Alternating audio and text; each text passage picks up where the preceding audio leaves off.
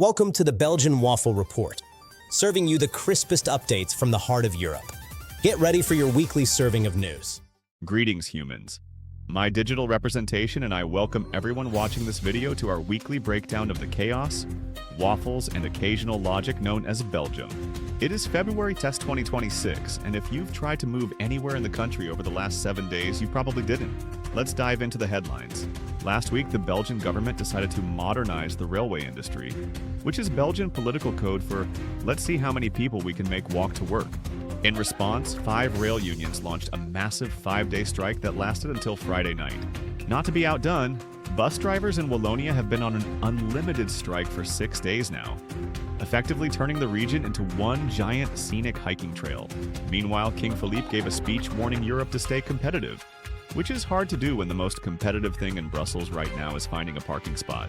The economic forecast is in.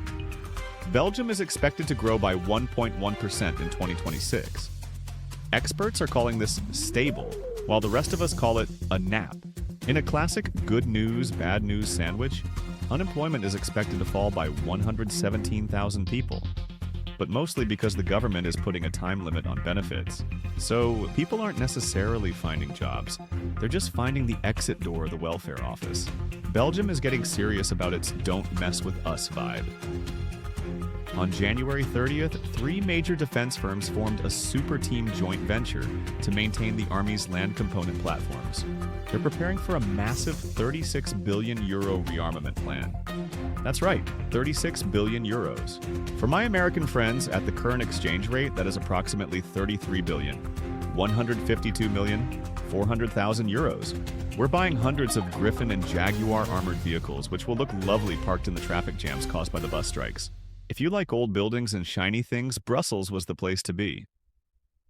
The Brafa Art Fair wrapped up its run at Brussels Expo yesterday, showcasing everything from ancient relics to, is that a painting or a coffee stain? Art.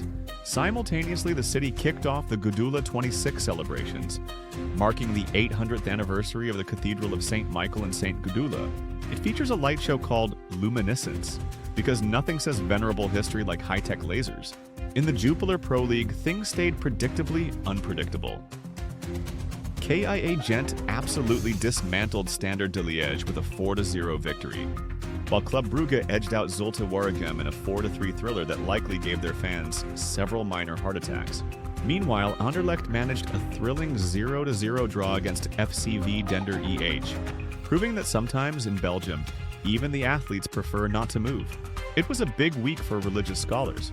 Brussels hosted the International Conference on Catholic Religious Education in Schools on January 27th, followed by the International Conference on Spirituality and Psychology on the 28th. Basically, a lot of very smart people gathered to discuss why we feel the way we do, while the rest of the country prayed for the trains to start running again. Thank you so much for watching the video. If you enjoyed this digital dive into the land of chocolate and bureaucracy, please like and subscribe to the feed.